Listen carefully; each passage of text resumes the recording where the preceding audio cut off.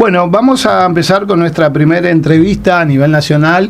Un caso muy importante que obviamente habló en todo el país, porque estamos hablando del caso de Generación Zoe, ¿no? De Leonardo Cositorto, Maximiliano Batista. Estamos hablando con el doctor Guillermo Dragotto. ¿Cómo está, doctor? ¿Cómo le va? Buenas noches. Los saluda Alejandro Fernández, Cecilia Reguera y Tatiana Flores de Justicia Divina, acá en Corrientes Capital. Hola Alejandro, buenas noches. Cecilia también, ¿cómo están? ¿Todo bien?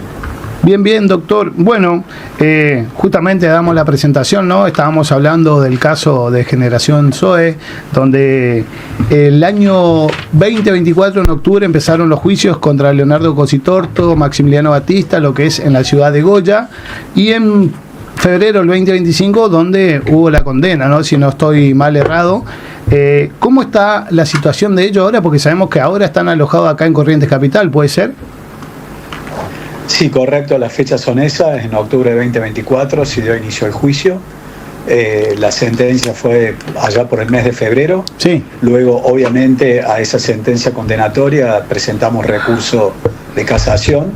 El Superior Tribunal de Justicia de Corrientes lo rechazó, presentamos recurso extraordinario y en este momento la causa está con una queja directa ante la Corte Suprema de Justicia de la Nación, donde hemos planteado lo que desde el primer día que yo desembarqué en Corrientes con la defensa, que fue plantear que había una contienda de competencia. Explico lo que significa. Había en ese momento, antes de que hicieran el juicio, había una situación donde todavía no se había resuelto si la causa la tenía que tramitar o la justicia de Corrientes o el fuero federal de Buenos Aires. Con esa situación no resuelta es que se hizo el juicio. Yo planteé la nulidad del primer momento y bueno, es lo que estamos esperando ahora que resuelva la Corte. Bueno, justamente eso. ¿Cómo están sus defendidos, no? Leonardo, Maximiliano, ¿cómo están ellos? Bueno, ellos están detenidos ya desde el mes de marzo y abril del 2022, es decir, ya llevan más de 4 años detenidos. Sí.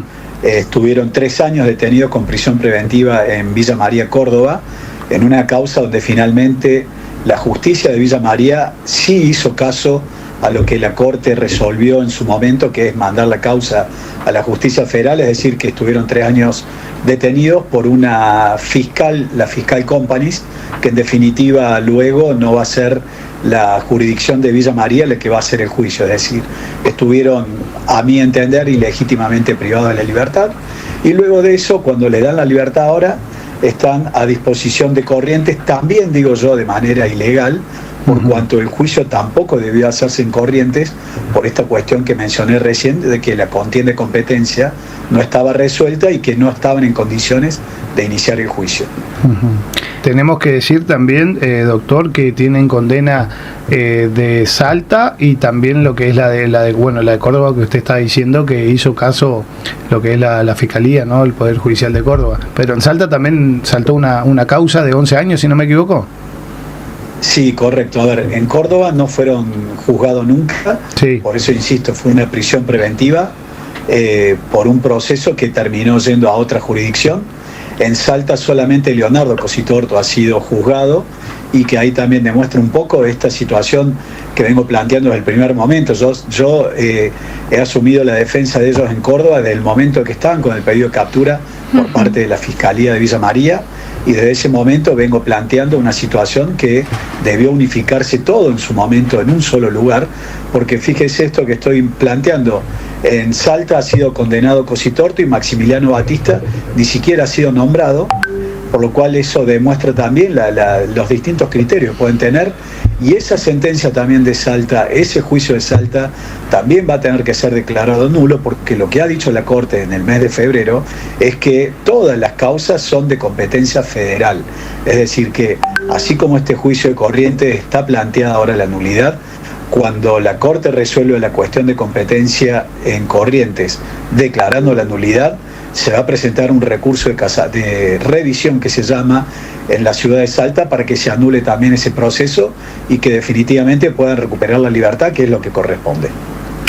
Doctor, la causa Generación Zoe en su momento fue una explosión mediática por aparentemente todo lo que habría detrás de la causa. Se habló en su momento de supuestas minas en San Juan, supuestas cuestiones dentro de lo que es el espacio hablamos de cuestiones astronómicas y demás. De todo esto que se dijo, entendiendo también un poco la espectacularización de la noticia en las causas que tienen mucho impacto nacional, de lo que es la causa, ¿qué es cierto que lleva a sus defendidos a lo que es el juicio y qué es parte de la invención social y mediática que creó un poco también de impacto con lo que es Generación Zoe? Mire, voy a tratar de sintetizarlo un poco. Leonardo Cositorto, como coach, venía trabajando en Colombia esto de las clases de esta plataforma educativa donde él daba los cursos de coaching y demás, sí. Y que él viene a la Argentina justo antes de que empiece la pandemia. Entonces a él lo toma la pandemia acá en Argentina. Ajá. Y él replica lo de Colombia, es decir, que es un emprendimiento que ya venía con muchos años anteriores, porque uno se queda con la imagen de que acá en Argentina y la espectacularidad y lo que han dicho los medios también, digamos, que han tenido direccionada una situación, no sé si política o económica, de voltear una situación totalmente disruptiva que estaba cambiando el paradigma de lo que es el crecimiento de la gente, tanto a nivel educativo y también financiero, que es lo que proponía Generación Zoe. Y bueno, se ve que a mucha gente del poder eso no le gustó, y fue ahí cuando empezaron los ataques mediáticos, empezaron también los ataques, no nos olvidemos que allá por octubre del 2021 empieza también con la situación en la CNB, que lo intima con un expediente a que deje de ofrecer este tipo de servicios. Uh-huh. Eso se viralizó también a nivel nacional. En Villa María también los medios de comunicación hicieron ahí mucho ruido. La Fiscal Company se agarró también de eso para ordenar las capturas, y fíjense cómo finalmente en el medio del juicio en Corrientes la Comisión Nacional de Valores, la CNB, lo termina absolviendo a Leonardo Cositorto, es decir, que él no había cometido ningún delito. Pero evidentemente el daño ya estaba hecho. Él, desde el momento que lo detienen, que piden la captura internacional, evidentemente que todos esos emprendimientos que eran ciertos, con las minas de San Juan había acuerdos, se iba a empezar a explotar esas minas, no es ningún tipo de delito hacer eso. Había emprendimientos inmobiliarios, había emprendimientos de tipos gastronómicos, había emprendimientos a través de criptomoneda, a través de una moneda que había creado este emprendimiento, que era la Zoe Cash, sí. Que estaba a nivel, digamos, internacional, exacto, valorada, venía subiendo. Y bueno, todas estas cuestiones, todas estas trabas que le pusieron, y sobre todo esta ilegítima detención que ordenó la Fiscal Company, derrumbó todo y cerró evidentemente las puertas de este emprendimiento. Doctor, entonces lo que podría decirse es que, acorde a la defensa y a todo lo que usted se estuvo explayando en este momento, ¿habría una persecución contra el trabajo de Cositorto y su empresa, y de ahí derivarían las causas, las detenciones y la situación actual en la justicia? No me cabe ninguna duda, y le digo por qué también. Fíjese que cuando la Fiscalía de Villa María ordenó la detención de Leonardo Cositorto y Maximiliano Batista, sí, no había ni siquiera un atraso en el pago de los dividendos y de los intereses que había pactado. Es decir, que había un montón también de emprendimientos que, por darle un ejemplo, el famoso Zoe Paradise, que es en Buenos Aires, sí, que era un emprendimiento en un lugar, en un loteo que iba a tener unas características espectaculares, donde se iba a crear ahí una escuela, donde había un proyecto sumamente de un emprendimiento impresionante, que incluso en la causa de Villa María, quien estaba a cargo de ello fue a declarar, mostró los planos, mostró el proyecto, manifestó que en el término no más allá de 2 o 3 años iba a dar réditos por más de $20 millones.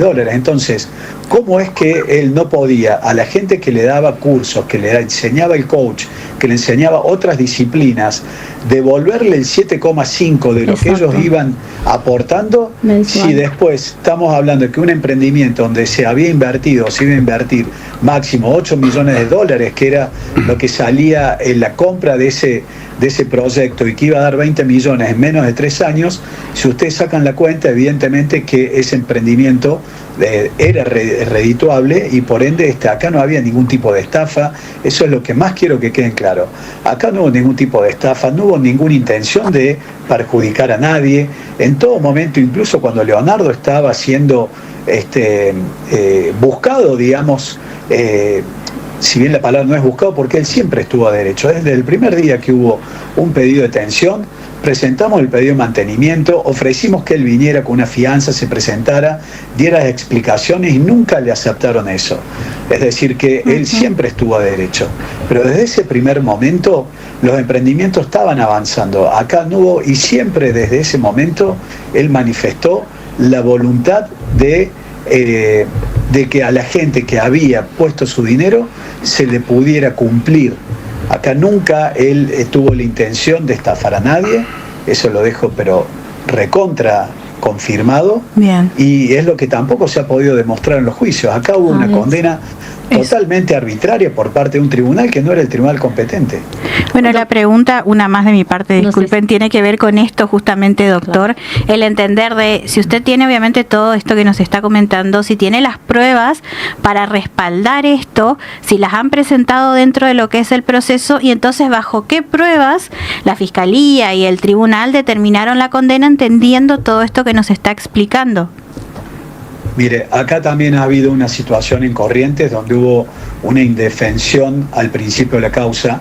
A ver, toda causa tiene dos etapas. Una etapa instructoria, que es la etapa donde la Fiscalía acusadora presenta sus pruebas, donde la defensa presenta también sus pruebas, se hace un requerimiento de elevación a juicio, ahí se hace el filtro de cuáles van a ser las pruebas que van a ser utilizadas en el juicio, y en toda esa primera parte, tanto el señor Leonardo Cositorto como Maximiliano Batista estuvieron defendidos por el doctor Pierri indirectamente a través de otro abogado de Corrientes, y que no han presentado ninguna de esas pruebas. Por eso digo yo que hubo un abandono de defensa pero tremendo. Yo cuando asumo la defensa ya era para estar sentado en un juicio donde nos defendimos sin pruebas, pero por eso yo le mencionaba, por ejemplo, recién cómo en Villa María estaba acreditado allí. Por ejemplo, también otra cuestión que está acreditado. Hay una demanda a Binance por más de 600 bitcoins. Para que ustedes tengan una idea, 600 bitcoins, estamos hablando más de 60 millones de dólares que habían sido bloqueados. Había demandas iniciadas en Buenos Aires. Están esas demandas acompañadas en el expediente de Villa María. La quisimos acompañar en el juicio de Corrientes, y el doctor, el tribunal de juicio, encabezado por el doctor Carvajal, no nos permitió incorporar esas pruebas, no nos permitió incorporar las pruebas también de demostrar esto que les mencioné recién del emprendimiento de Paradise, trayendo a esta persona, trayendo a la dueña de la propiedad que efectivamente se había vendido, que había cobrado la primera cuota. La segunda no se pudo cobrar por una cuestión de que la Fiscal Company había bloqueado las cuentas del emprendimiento. Es decir, las hamburgueserías estaban habilitadas, estaban abiertas, el gimnasio, todo lo que se dijo, las minas también estaban los contratos con San Juan, pero evidentemente acá había un único interés por parte de la justicia de Corrientes, que era tapar lo deficitario que había sido su accionar en la causa Loan, y debían tapar eso y maquillar un poco la justicia que se caía a pedazos en Corrientes, trayendo y a una causa tan mediática condenarlo a Cositorto, y de esa manera creían ellos que iban a salvar esa situación. Es lo único que le importó al tribunal, porque fíjense, y esto quiero ser concreto también en esto, que incluso en el juicio, cuando se nos dijo el juicio se va a hacer igual, se ofreció una reparación. Habíamos llegado a un acuerdo con los 98 víctimas, yo diría más que víctimas, a los 98 damnificados en cuanto a que no habían podido recuperar todavía su dinero. Se había hecho un acuerdo y la Fiscalía el fiscal general Sotelo fue quien evitó, cuando ya estaba firmado por todos, que se pudiera cumplir ese acuerdo. Es decir, a la justicia le importaba tener la imagen de Cositorto condenado más que esos goyanos pudieran recuperar su dinero. Y doctor, le pregunto, ¿llegaron a recuperar el dinero en los goyanos? Es que evidentemente no se pudo por lo que le digo, el acuerdo estaba firmado, se iba a llevar adelante y de esa manera el juicio se iba a quedar sin efecto porque iba a haber un acuerdo conciliatorio con las partes donde se le iba a pagar eso, pero evidentemente después, con la condena, con las cuentas bloqueadas todavía, inhibidos y sin la posibilidad de recuperar la libertad, fue imposible poder pagarle. Pero yo creo que Leonardo también en las intervenciones que ha tenido en los medios, incluso en los días de audiencia y demás, él siempre dijo, como dije yo hace un rato, él nunca dijo que no iba a pagarles. La voluntad de pago siempre estuvo, pero una persona detenida, con las cuentas bloqueadas, sin posibilidad de recuperar, que todos los emprendimientos hayan quedado con las persianas cerradas, que hasta la propia gente que trabajaba se haya llevado absolutamente todo de los emprendimientos, así cualquier empresario y cualquier empresa es imposible que pueda cumplir. Pregunto algo, doctor. Estamos hablando de las cuentas bloqueadas. ¿Y qué pasó con esa plata? ¿Quedó toda resguardada o la justicia o el gobierno ocupó esa plata de las personas víctimas? Fíjese cómo es que acá lo único que interesaba era sacarlo del sistema a Leonardo y a Maximiliano, que el ejemplo que le puse de los 600 bitcoins que está la demanda civil, jamás ninguno de todos los fueros, ya sea en Salta, en Corrientes, en Córdoba, en Rosario, jamás ninguno de ellos mandó siquiera un oficio a esa empresa de Binary, que es de Binance, para preguntar si esos fondos existen, si esos fondos estaban bloqueados y si, a ver, yo les hago una pregunta. Si ustedes creen que una persona ha desviado fondos y que ha cometido un tipo de delito, que las estafas serían como si fuese un robo, simplemente que la manera de desapoderar sería a través de un engaño y no a través de la fuerza, del uso de la fuerza para sacarle las cosas.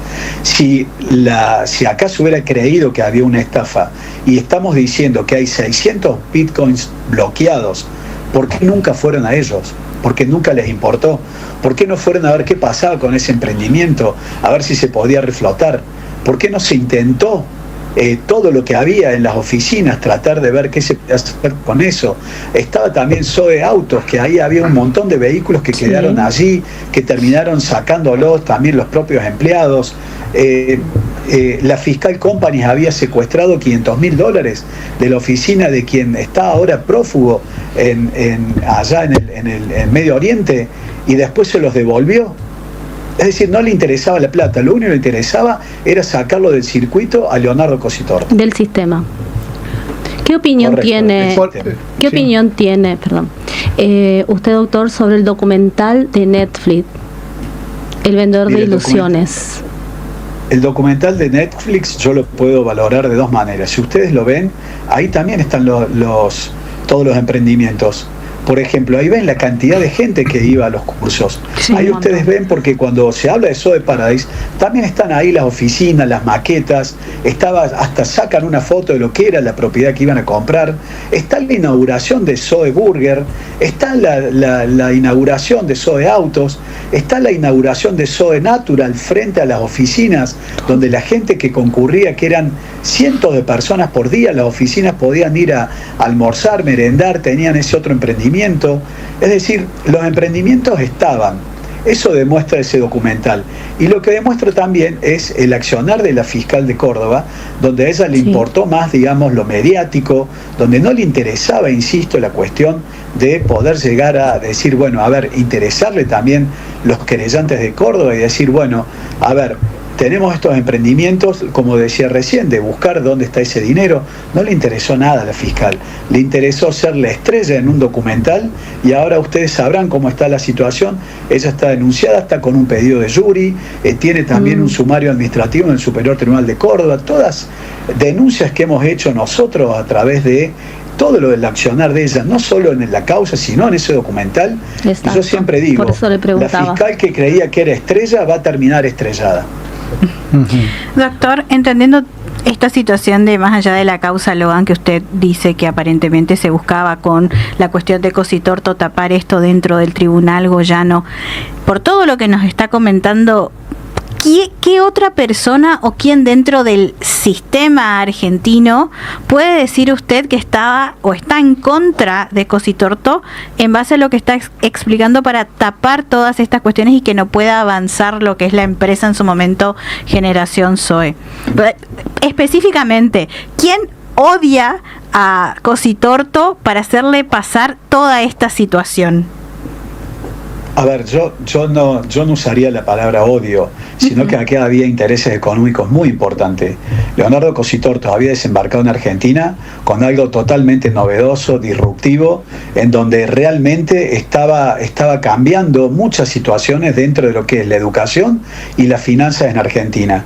Tenía emprendimientos muy fuertes desde el punto de vista de lo contundente que era. Él tenía una exposición mediática tremenda en los medios, donde explicaba las cosas, la gente iba feliz a los cursos, había cursos de coaching, había, insisto, el tema de la moneda que estaba a nivel internacional funcionando, y ahí hubo intereses. Pues si ustedes vuelven a esas fechas, donde algunos tuiteros, pagados seguramente, incluso ahí Mercado Libre también empezó a tuitear en su momento en contra de Cositorto, toda la gente, digamos, que podía llegar a ser ensombrecida con algunas cuestiones. Ojo, que se tomen bien mis palabras, yo no estoy diciendo que Cositorto venía a ensombrecer una empresa como es Mercado Libre, no, sino que lo que él traía a la Argentina es una situación que evidentemente molestaba.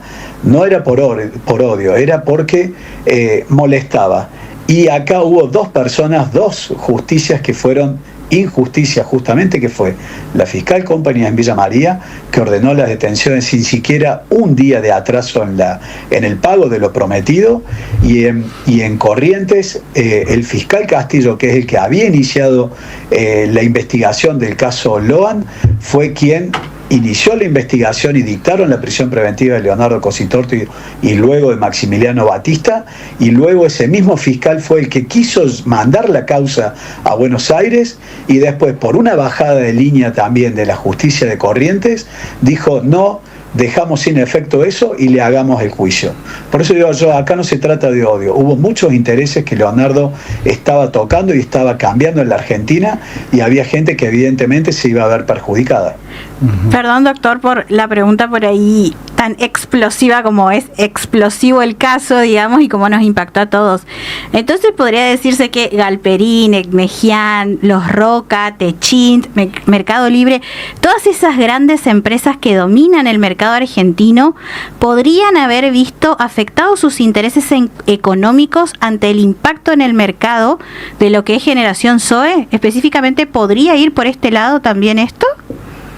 Mire, si usted ve lo que pasó posteriormente, el tema de las billeteras virtuales, sí, el tema del interés que le dan cuando usted tiene plata allí adentro y demás, fíjese lo que está haciendo ahora Mercado Libre.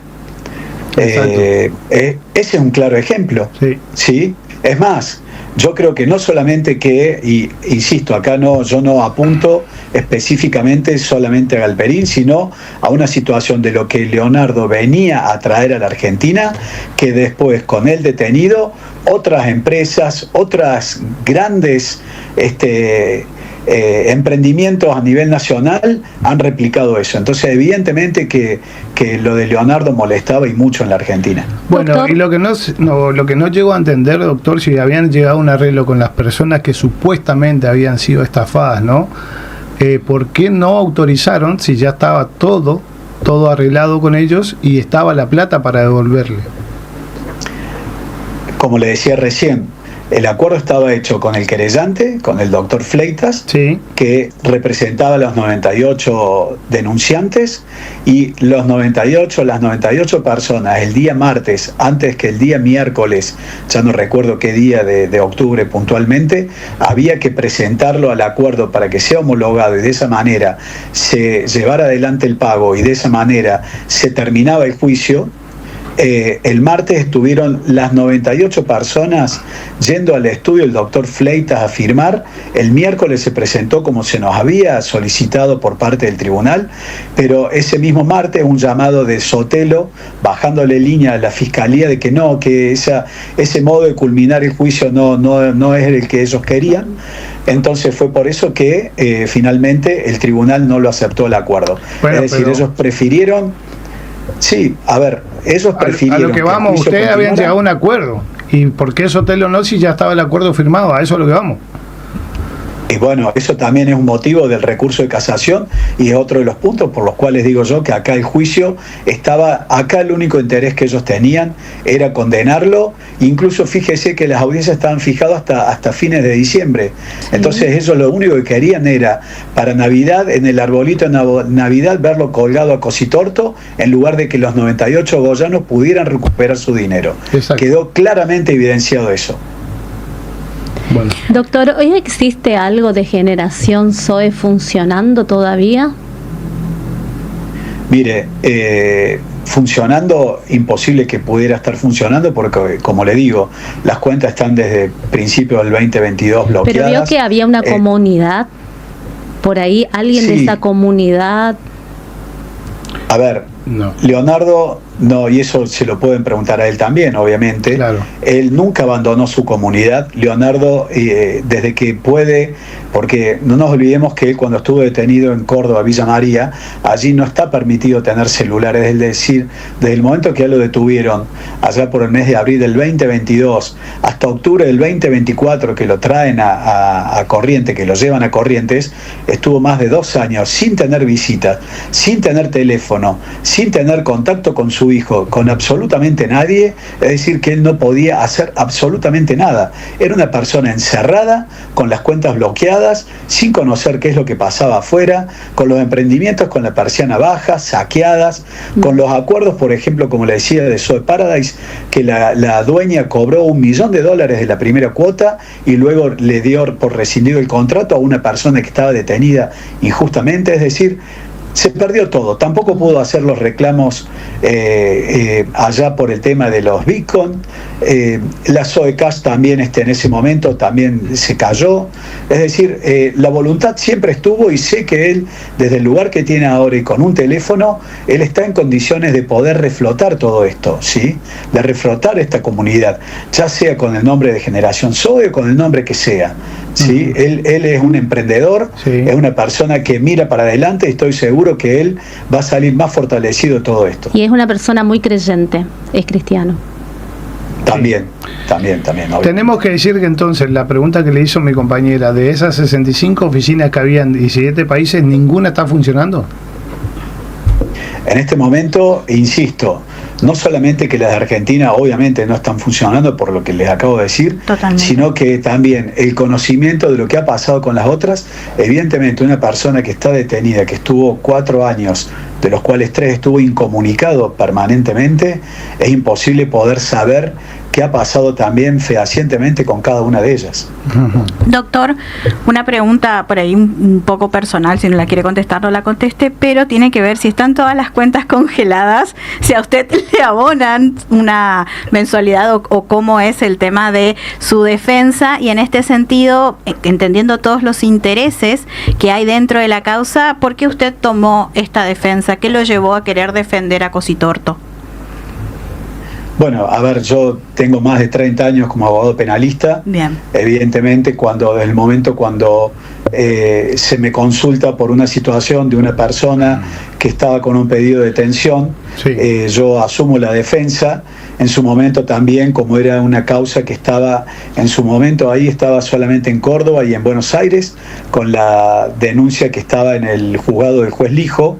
En Buenos Aires se estaba haciendo cargo del doctor Pierri, yo me hacía cargo de Córdoba, y un poco contestándole esa pregunta, en ese primer momento, cuando todavía no se habían congelado las cuentas, cuando toda la comunidad que apoyaba a Leonardo también lo apoyó en cuanto a colaborar en esta situación de poder salir adelante, fue el doctor Pierri el que tomó, digamos, un poco el cobro. Leonardo lo habrán escuchado también, que siempre, que al día de hoy sigue insistiendo y diciendo, y que yo doy fe de lo que dice Leonardo, porque así fue. El doctor Pierri cobró $800.000 y que jamás lo repartió a los abogados que estaban interviniendo, por ejemplo, en Corrientes. Por eso es que no lo defendieron en Corrientes. Claro. En Salta pasó lo mismo. Habíamos contratado una abogada excelente, pero evidentemente no pudo seguir con la causa porque el doctor Pierri no le entregaba lo que le correspondía. Incluso acá el doctor Pierri hacía Zoom con gente de Perú, con gente de otros lugares, un poco contestando también a la pregunta en cuanto a qué pasó con el resto de los lugares donde estaba Generación Zoe, en donde recolectó dinero también supuestamente para una fianza que nunca se ofreció la fianza y el dinero desapareció. Pero como yo tengo convicciones y como yo tengo digamos principios, yo he sido criado así, y yo como abogado, uno hace un juramento como lo hace también un médico de a cualquier persona que tiene algún problema de tratar de salvarle la vida. Yo tomé la defensa y sigo creyendo en la palabra de Leonardo y de que esto no hay estafas, que acá no hay ningún tipo de delitos, que acá hay una persecución mediática, económica y de la justicia en contra de Leonardo, y un poco ahora el tema de los honorarios pasó a segundo plano. Bien. Bueno, la última pregunta, estos 12 años que le dan a su cliente, ¿lo van a computar porque está desde el 2022? ¿Lo computan estos 12 años? ¿Entran? ¿No? Los años que ya está detenido. Los años que ya está detenido, el 2022. Mire, desde el momento que él lo detienen el 4 de abril del 2022 hasta la fecha, que lleva ya 4 años y más de un mes, si esa condena de 12 años, que insisto, yo estoy convencido que va a ser anulada porque no eran los jueces naturales y que todo va a ir a la justicia federal, si esa sentencia se considerara en algún momento que adquiere firmeza y tiene que cumplirla, evidentemente que esos 4 años que él ya lleva se van a computar. Muy bien. Y al momento en que si hubiera otras condenas, al momento que se unifiquen todas, el monto de pena definitivo que él vaya a recibir desde el primer día que él está detenido, evidentemente y obviamente, porque así lo indica la justicia, que se va a tomar en cuenta en el cómputo definitivo de la pena. Bien. Bueno, doctor, ¿cómo va a seguir esto, no? ¿Cómo sigue de ahora en más? Sabemos que están acá sus defendidos en Corrientes alojados. ¿Cómo sigue lo que es esto? Bueno, bien, como usted dice, ellos están alojados allí, están aislados, como decía hace un rato, de visitas familiares, de digamos, el contacto con la gente que ha tenido, digamos, en su momento también una participación, una colaboración con ellos desde el punto también espiritual, como decían recién. Leonardo también tiene una relación muy estrecha con el catolicismo, con todo lo que él viene colaborando en el lugar donde él está detenido. Con la fe. Es una persona con la fe, con la gente que está detenida allí. Ellos siguen, tanto Leonardo como Maximiliano, siguen ayudando a la gente, ¿sí? Acá han hecho una imagen de ellos de estafadores. Incluso también en los medios uno ve que cuando pasa algo siempre hablan y traen a cuento lo de Cositorto. Realmente eso, a mí como defensor y conociendo todo lo que hay detrás de Leonardo, a mí también me indigna ese lugar donde ellos los han colocado, y por eso es que estamos buscando que haya realmente justicia, que quien lo tenga que juzgar sea el juez competente, y que esto se pueda resolver como se debe resolver, que esto es una cuestión civil, y que él en libertad seguramente con lo que pueda y a quien realmente sea el damnificado, poder, digamos, repararle lo que él mismo dice que lo va a hacer. Muy bien. Bueno, bien. Listo. Gracias, doctor. Gracias por esta comunicación, por esta entrevista que nos brindó acá Justicia Divina, y creo que no va a ser ni la primera ni la última, porque vamos a llegar a este caso, vamos a seguir siguiéndolo muy de cerca, como hacemos acá en Justicia Divina junto a mis compañeras, y obviamente a su entera disposición. Y también tengo un diálogo casi continuo todos los días por WhatsApp con Maximiliano, así que vamos a tener novedades seguramente con él y con usted también. Bien, y déjeme cerrar con algo que hoy, con esto les decía recién que estamos a la espera de lo que la Corte resuelva en relación a la contienda de competencia. Es una contienda que tiene sus años y que en el último tiempo venía con poco movimiento, y esta mañana estuve chequeando en el expediente y ya está en un movimiento final. Creo yo que ya está en estos días por salir esa resolución, es decir que vamos a tener esta novedad en cuanto a la declaración o no de la nulidad de todo el juicio de Corrientes en estos próximos días. Bueno, entonces vamos a estar en contacto y obviamente va a dar la noticia y la primicia acá en Justicia Divina, seguramente. Seguramente ni bien tenga esa resolución, se las voy a compartir, y bueno, para que podamos después explicarla y cuáles son las consecuencias de eso. Buenísimo, muchas gracias, doctor, y que tenga buenas noches. Por favor, un gusto y hasta cualquier otro momento. Hasta luego. Noches.